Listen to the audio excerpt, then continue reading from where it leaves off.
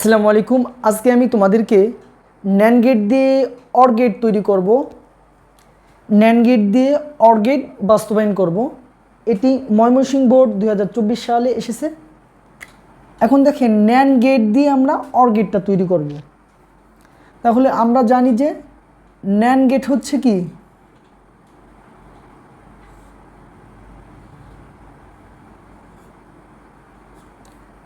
এটা হচ্ছে কি ন্যান্ড গেট।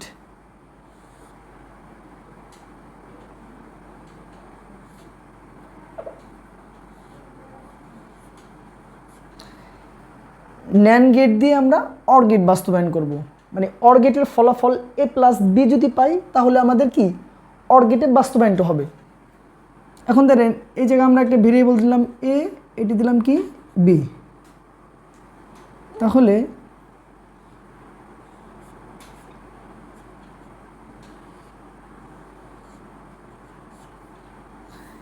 এখন একটা বিষয় হচ্ছে দেখেন এটা যদি এই রাস্তা দিয়ে আসে এবং এই যে একটা রাস্তা দিয়ে আসে, তাহলে কয়টা রাস্তা হবে? দুইটা। এই নটের কারণে পুরোটার উপর বার। আমরা একটা সূত্র শিখছিলাম যে এক জাতীয় জিনিস যদি দুটো থাকে তাহলে কয়টি যায়? একটি যায়। আর এই বারের বার, তাহলে এই জায়গা কী পাচ্ছি আমরা? এবার দেখেন এই জায়গায় ও রাস্তা কয়টা, মানে এই যে একটি রাস্তা, এই যে একটি রাস্তা। তাহলে এই জায়গাতে যদি এটা আসে, এই জায়গা সরি এটি বি হবে, বি বি, তাহলে যা কি হবে বি ইন্টু বি। আর এই নটের কারণে কি একটা। তাহলে আমরা জানি যে এক জাতীয় জিনিস দুটো থাকলে কি হবে? একটি যাবে। তাহলে এই জায়গা কি পেলাম? এ নট বি নট। এখন এই ডির মতো থাকলে আমরা আগেও শিখেছি যে ডির মতো যদি থাকে তাহলে গুণ হবে। আর যদি এমন একটা নট থাকে তাহলে তার উপরে কি নট গেট বা বার থাকবে, বা প্রোগ বলে এটাকে, নট বলে, প্রোগ বলে, বার বলে। তাহলে এই জায়গা যদি আমরা ডির মতো ধরে যা কী হবে? এ নট ইন্টু বি নট। আর এই নটের কারণে কি পুরোটার উপরে বার, নটের উপরে পুরোটার উপরে বার।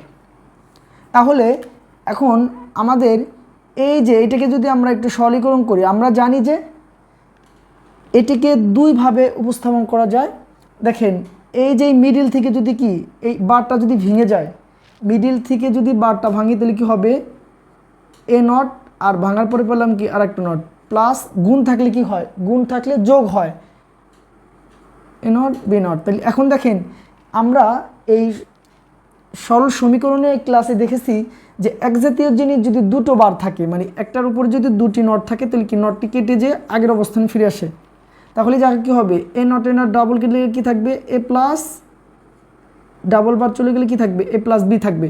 এখন আমরা জানি যে এ প্লাস বি, তাহলে এটা কোন গেটকে সমর্থন করে? অর গেটকে।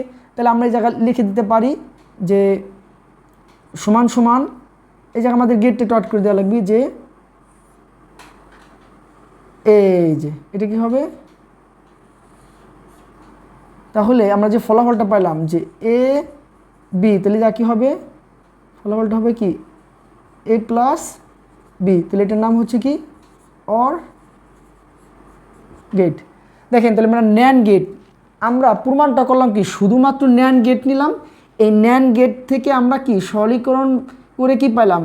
এ প্লাস বি পাইলাম। আমরা জানি যে এ প্লাস বি থাকলে কি হয়? এটাকে অর গেট হিসেবে সম্বোধন করা যায়।